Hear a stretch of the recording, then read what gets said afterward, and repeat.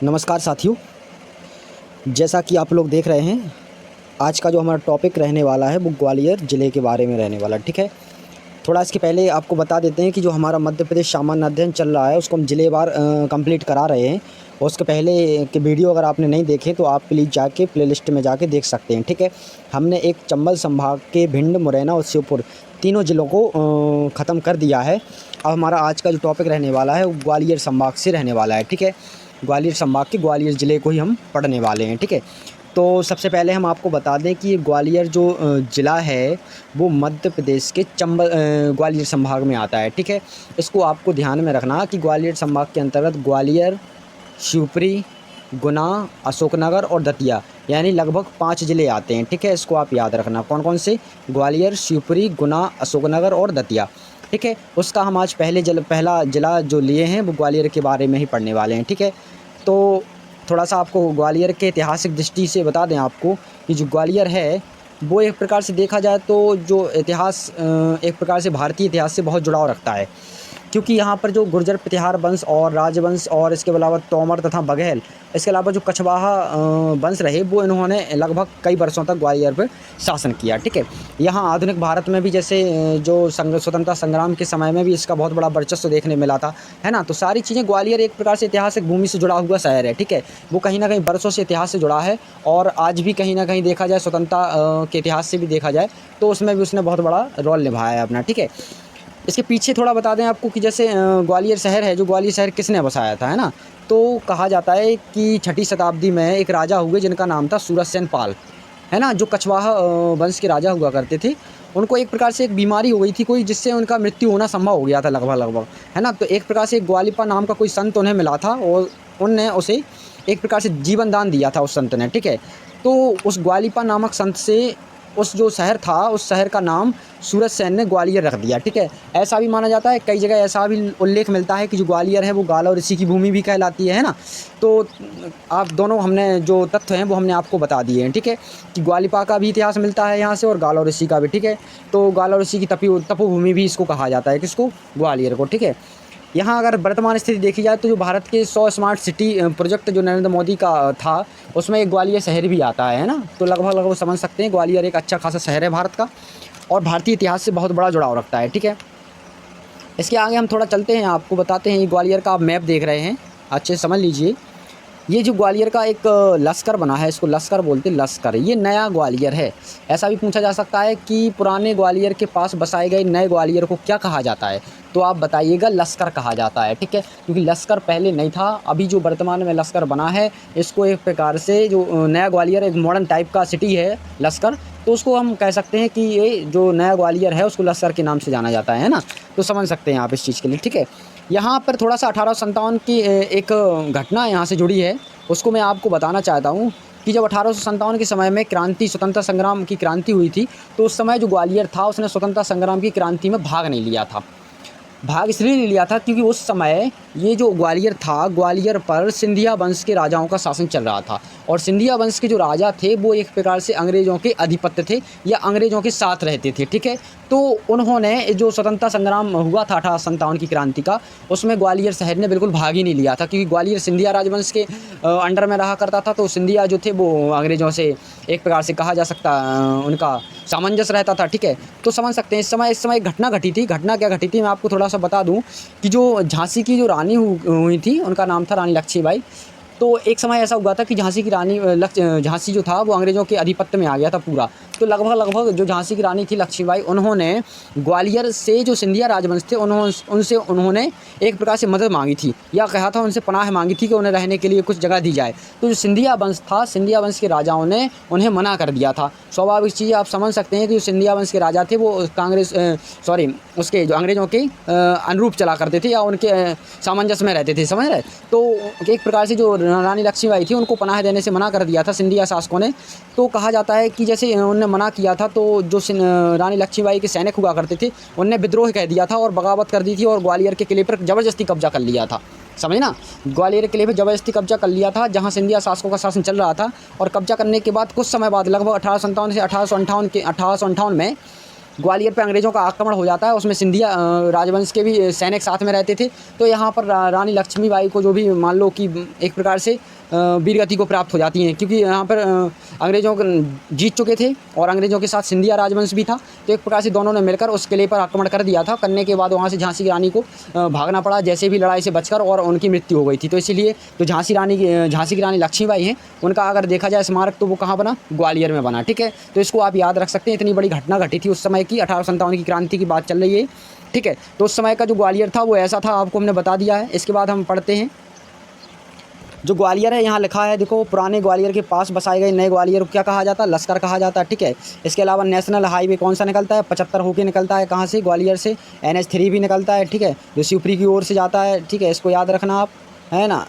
इसके अलावा यहाँ पर एक प्रसिद्ध अभ्यारण्य भी है जिसको सोनचरैया कहा जाता है, घाटी गाँव में है। ठीक है, सोनचरैया के लिए संरक्षण बनाया गया, मतलब वहाँ पर सोनचरैया संरक्षण की गई है। ठीक है, इसको आप समझ सकते हैं। यहाँ पर एक ग्वालियर में के निकट एक छावनी है जिसको मुरार छावनी कहा जाता था।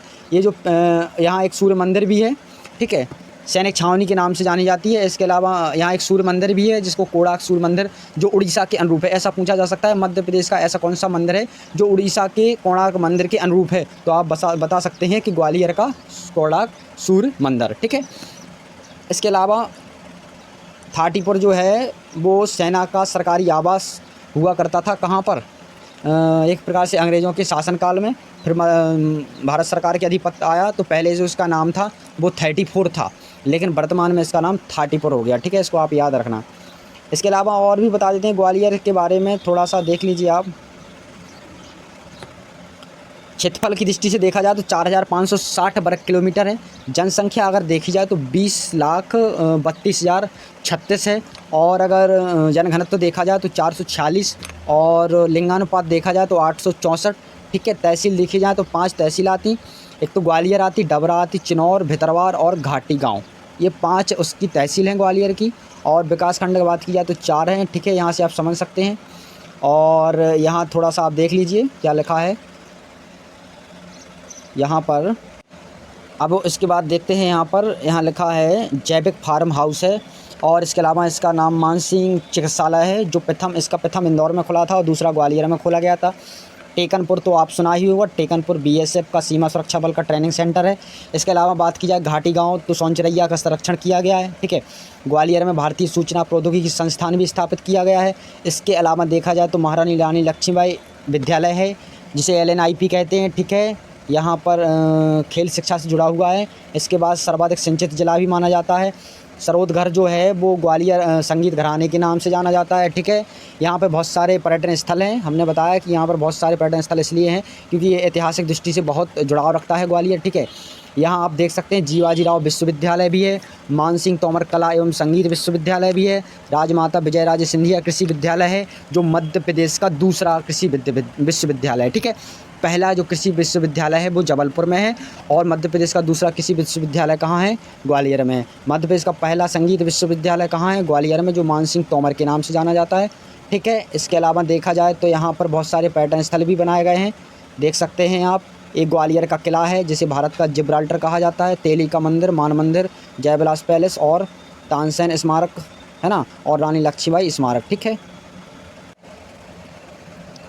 इसके अलावा यहाँ देख सकते हैं आप कुछ और चीज़ें हैं। भारत का प्रथम वकील प्रशिक्षण संस्थान भी बनाया गया है, भारत का पर्यटन एवं भाड़ा प्रबंधन संस्थान भी है, NCC जिला प्रशिक्षण महाविद्यालय भी है, गैस आधारित प्रथम विद्युत संयंत्र भी यहाँ पर लगाया गया भांडेर में, भू बंदोबस्त राजस्व मुख्यालय भी यहाँ पर है। इसके अलावा महालेखाकार का मुख्यालय भी यहाँ पर है और मध्य प्रदेश का परिवहन आयुक्त का मुख्यालय भी यहाँ बनाया गया है। मानसिंह तोमर संगीत विश्वविद्यालय भी यहाँ पर है। इसके अलावा तैरता हुआ रंगमंच, ये बहुत अच्छी जगह है, यहाँ पर जाइएगा तो देखिएगा, तैरता हुआ रंगमंच बनाया गया है जो बेताताल यानी ग्वालियर में स्थित है। ठीक है, इससे संबंधित जो भी चीज़ें हैं वो हमने आपको बता दी हैं। जो ग्वालियर का किला है ये भारत का जिब्राल्टर कहा जाता है। गुजरी महल जो है वो मानसिंह तोमर और मैग्नैनी की याद में बनाया गया था, है ना, तो यहाँ से आप समझ सकते हैं। इसके अलावा कुछ ऑब्जेक्ट भी देख लेते हैं।